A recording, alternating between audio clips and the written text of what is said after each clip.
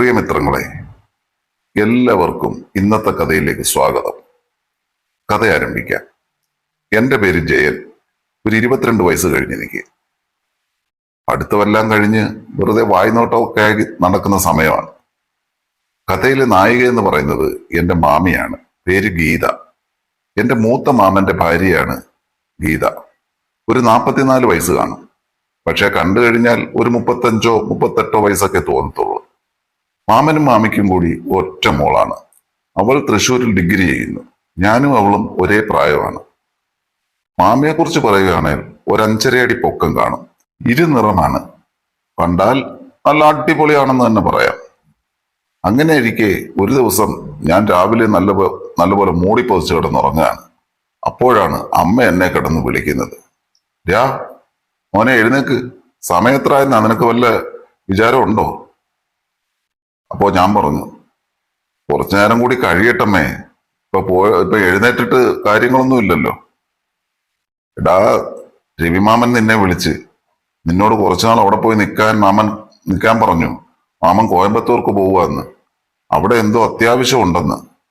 അതിന് ഞാനെന്ത് ചെയ്യണം? ഞാൻ അമ്മയോട് ചൂടായി. എടാ, നീ കുറച്ചുനാൾ അവിടെ പോയി നിൽക്കി. ഒരു 2-3 ആഴ്ച മതി. അവൾ അവിടെ ഒറ്റയ്ക്കല്ലയോ. നീ അവിടെ പോയാൽ അവൾക്കൊരു സഹായമാവും. നീ ഇവിടുന്ന് കുറച്ചാൾ മാറി നിൽക്കുന്നത് നിനക്ക് നല്ലതാ. അമ്മ അത് പറഞ്ഞപ്പോൾ എനിക്ക് സന്തോഷമായി. കുറെ നാളായുള്ള ഒരു ആഗ്രഹമായിരുന്നു. ഞാനും മാമിയുമായിട്ട് ഒറ്റയ്ക്കാ വീട്ടിൽ. സന്തോഷം പുറത്ത് കാണിക്കാതെ ഞാൻ ശരി എന്നങ്ങ് പറഞ്ഞു. ആ, എന്നാൽ ഇന്ന് ഉച്ചയ്ക്ക് തന്നെ ഇവിടുന്ന് പൊയ്ക്കോ. മാമൻ രാവിലത്തെ ട്രെയിന് പോയെന്നാ പറഞ്ഞേ. ഓ ശരിയേ, ഞാൻ പോകാൻ തന്നെ തീരുമാനിച്ചു. അങ്ങനെ ഞാൻ എൻ്റെ കൂട്ടുകാരനെ ഫോണിൽ വിളിച്ച് പറഞ്ഞു, രാ, ഞാൻ വീട്ടിൽ കാണില്ല കേട്ടോ കുറച്ച് ദിവസത്തേക്ക്. എന്തെങ്കിലും ഉണ്ടെങ്കിൽ വിളിച്ചാൽ മതി എന്ന് പറഞ്ഞു.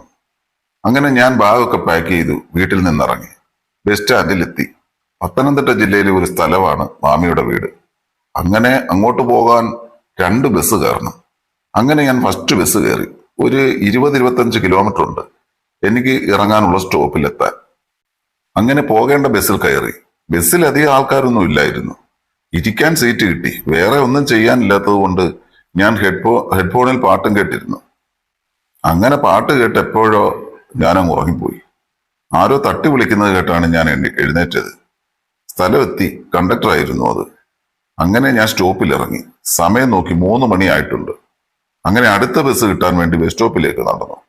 അവിടുന്ന് ബസ്സിൽ പോകാൻ 2 ചോയ്സ് ആയിരുന്നു എനിക്കുള്ളത്. ഒന്ന് പ്രൈവറ്റ് ബസ്സും പിന്നെ ഒരു KSRTC ബസ്സും. ഞാൻ പ്രൈവറ്റ് ബസ് ചൂസ് ചെയ്തു. KSRTC ഭയങ്കര ചുറ്റിയാണ് പോകുന്നത്. പ്രൈവറ്റ് ബസ്സിൽ വലിയ തിരക്കും കാണില്ലായിരിക്കും. തിരക്കുണ്ടായിരുന്നുണ്ടെങ്കിൽ ചെറിയ രീതിയിൽ ജാക്കിയൊക്കെ വെക്കാമായിരുന്നു. പക്ഷെ മാമിയെ കുറിച്ച് ഓർത്തപ്പോൾ മനസ്സിലൊരു സന്തോഷം. എത്രയും പെട്ടെന്ന് അങ്ങ് ചെന്നാൽ മതി എന്നായി. അങ്ങനെ ഞാൻ എനിക്ക് ഇറങ്ങാനുള്ള സ്റ്റോപ്പിൽ ഇറങ്ങി. ടൗണിൽ നിന്ന് നല്ല ഉള്ളിലാണ് സ്ഥലം. വലിയ മലകളും കുന്നും മഞ്ഞും. ഒരു 2 കിലോമീറ്ററെങ്കിലും നടക്കണം മാമിയുടെ വീട്ടിലേക്ക്. ഞാൻ നടക്കാമെന്ന് തീരുമാനിച്ചു. അങ്ങനെ ഒരു 15 മിനിറ്റ് എടുത്ത് വീടിന്റെ അടുത്തെത്താൻ. വീടിനടുത്ത് വേറെ വീടുകളൊന്നുമില്ല. ഒരു 1.5 ഏക്കർ വസ്തുവിലാണ് വീടുള്ളത്. പകുതിയും റബ്ബർ തോട്ടവും പിന്നെ വാഴക്കൃഷിയൊക്കെയാണ്. ഒരു 50 മീറ്റർ ദൂരത്തിൽ തന്നെ എനിക്ക് വീട് നന്നായി കാണാം. ഞാൻ പതിയെ വീടിന്റെ വഴിയിലൂടെ നടന്നു. അങ്ങനെ ഞാൻ വീടിന്റെ സിറ്റ് ഔട്ടിലെത്തി. ഡോർ അടച്ചിട്ടേക്കുന്നു. ഞാൻ ചെന്ന് കോളിംഗ് ബെല്ലടിച്ചു. എന്നിട്ട് ഡോറിലൊന്ന് തട്ടി. ദാ വരുന്നു, മാമി അകത്ത് നിന്ന് വിളിച്ചു പറഞ്ഞു. കുറച്ചു കഴിഞ്ഞപ്പോൾ മാമ വന്ന് വാതിൽ തുറന്നു. മാമിയെ കണ്ടതും ഞാൻ ശരിക്കും ഞെട്ടി. ഒരു ഗ്രേ കളർ നൈറ്റിയൊക്കെ ഇട്ട് നിൽക്കുന്ന മാമിയെ കണ്ടാൽ ഞാൻ അടിമുടി ഒന്ന് നോക്കി. എന്താടാ ഇങ്ങനെ നോക്കുന്നേ? മാമി ചോദിച്ചു. ഹേയ്, ഒന്നുമില്ല.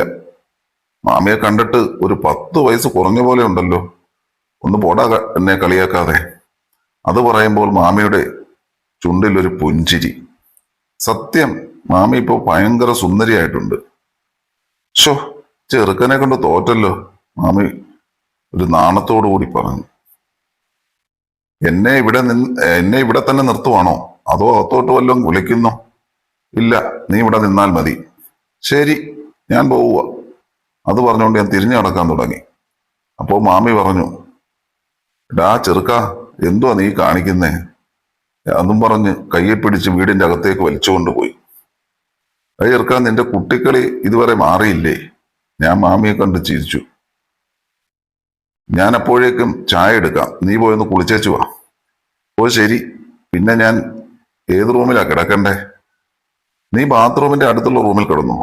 അതിലിപ്പോ കുറച്ച് സാധനങ്ങൾ ഇരിപ്പുണ്ട്, ഞാൻ അതൊക്കെ വൃത്തിയാക്കാം. ഓക്കെ ചേച്ചി എന്ന് കളിയാക്കി പറഞ്ഞു. രാ എന്ന് പറഞ്ഞുകൊണ്ട് മാമി എന്നെ അടിക്കാനായിട്ട് വന്നു. ഞാൻ അപ്പോൾ തന്നെ ബാഗ് എടുത്തുകൊണ്ട് റൂമിലേക്ക് ഓടി. ഞാൻ റൂം തുറന്ന് അകത്ത് കയറി. എന്റെ ഡ്രസ്സെല്ലാം ഒരു കട്ടിലിന്റെ സൈഡിലിട്ടു. എന്നിട്ട് കട്ടിലിലേക്ക് വീണു. ഫാനിട്ട് മുകളിൽ കറങ്ങിക്കൊണ്ടിരിക്കുന്ന ഫാനിലേക്ക് നോക്കി ഞാനിങ്ങനെ മാമിയെക്കുറിച്ച് ഓരോ കാര്യങ്ങൾ ചിന്തിച്ചു. ആ മാമിയുടെ ആ നൃത്തയും ആ രൂപവും, ഓ എന്ത് അടിപൊളി സാധനം. എനിക്ക് ആകപ്പാടെ തരിച്ചു കയറി. കുറച്ചു നേരം കിടന്നിട്ട് ബാത്റൂമിൽ കയറി ഒരു കുളിയൊക്കെ പാസ്സാക്കി നേരെ ഞാൻ അടുക്കളയിലേക്ക് ചെന്നു. മാമി ചായ ഇടുന്ന തിരക്കിലാണ്. എന്താടാ ഇത്ര നേരം നിനക്ക് ബാത്റൂമിൽ പണി? മാമി പുരികം പൊക്കി ഒന്ന് ചോദിച്ചു. ഓ ഇത്രയും ദൂരം വന്നതല്ലേ ബസ്സിലൊക്കെ, അപ്പോൾ നല്ലോണം ഒന്ന് കുളിക്കാമെന്ന് വിചാരിച്ചു. ഉവ്വേ മാമി പറഞ്ഞു. മാമി കഴിക്കാൻ വല്ലതും ഉണ്ടോ? ആ ബക്കറ്റ് ചിപ്സ് ഇരിപ്പുണ്ട്, എടുത്ത് കഴിച്ചോ. ഞാൻ ബക്കറ്റിലെ ചിപ്സ് എടുത്ത് കുറിച്ചുകൊണ്ടിരുന്നു. നീ സിറ്റ് ഔട്ടിലോട്ട് ഇരിക്കുക, ഞാൻ ചായ ഇപ്പൊ കൊണ്ടുവരാം. ആ ശരി എന്ന് പറഞ്ഞ് തിരിഞ്ഞ് സിറ്റ് ഔട്ടിലേക്ക് നടന്നു. സിറ്റ് ഔട്ടിൽ ഇരിക്കാനിട്ടിരുന്ന ബെഞ്ചിലിരുന്നു ചിപ്സ് കഴിച്ചുകൊണ്ട്. പുറത്ത് നല്ല മഴക്കോളുണ്ട്. ഒരു 5 മിനിറ്റ് കഴിഞ്ഞപ്പോൾ മാമി ചായയുമായി സിറ്റ് ഔട്ടിലേക്ക് വന്നു.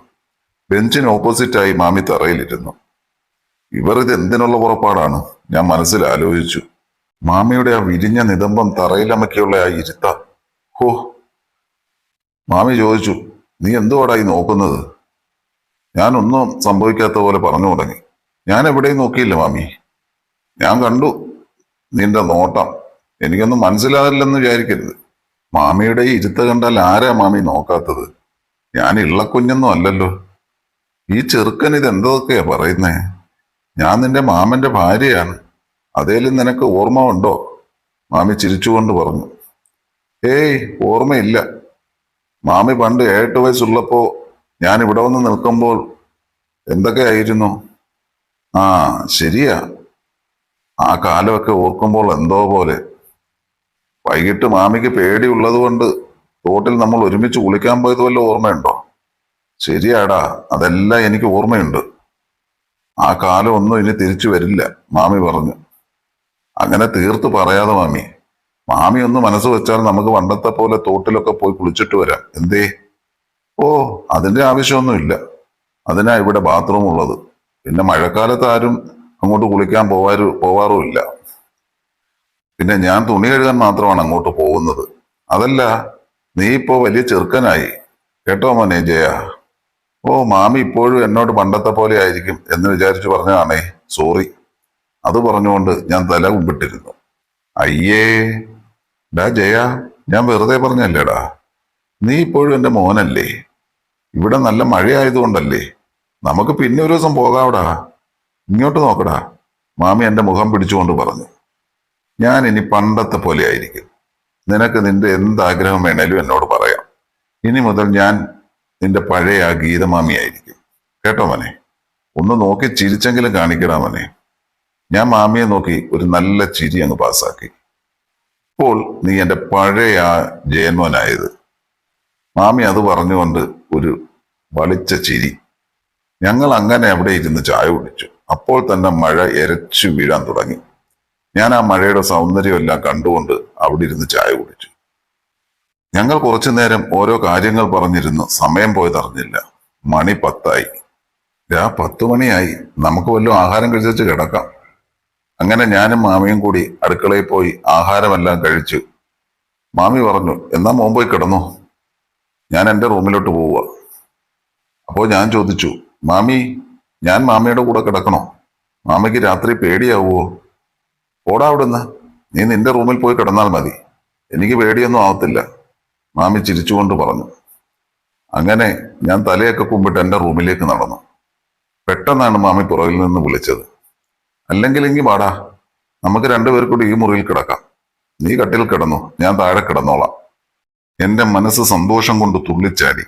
പക്ഷെ ആ സന്തോഷമൊന്നും ഞാൻ പുറത്ത് കാണിക്കാതെ നേരെ മാമിയുടെ കൂടെ റൂമിലേക്ക് ചെന്നു. മാമി കട്ടിലെല്ലാം തട്ടിത്തൂത്ത് മോനെ നീ അതിൽ കയറി കിടന്നോളാൻ പറഞ്ഞു. ഞാൻ നേരെ കട്ടിലേക്ക് ചാഞ്ഞു. മാമി താഴെ തൂത്ത് പാവച്ച് പായിൽ കിടന്നു. മോനെ ലൈറ്റ് അണയ്ക്കണോടാ മാമി ചോദിച്ചു. അണച്ചേരെ മാമി. അങ്ങനെ മാമി ലൈറ്റ് അണച്ചു. ഞാൻ കട്ടിൽ കിടന്നിട്ടും എനിക്ക് ഉറക്കം വരുന്നില്ല. മാമിയെക്കുറിച്ചുള്ള ചിന്തകൾ. മാമി ഉറങ്ങിക്കാണുമോ എന്തോ എനിക്കറിയാൻ വയ്യ. എനിക്കാണെങ്കിൽ സകല നിയന്ത്രണങ്ങളും വിട്ട് നിൽക്കുകയാണ്. ഞാൻ പതുക്കെ മാമിയെ ഒന്ന് തപ്പി നോക്കി. പെട്ടെന്നാണത് സംഭവിച്ചത്. മാമി എൻ്റെ കയ്യിൽ പിടിച്ച് താഴോട്ട് ഒറ്റ വലി. പിന്നെ അവിടെ നടന്നത് നിങ്ങൾ ഊഹിച്ചെടുത്തുകൊള്ളുക.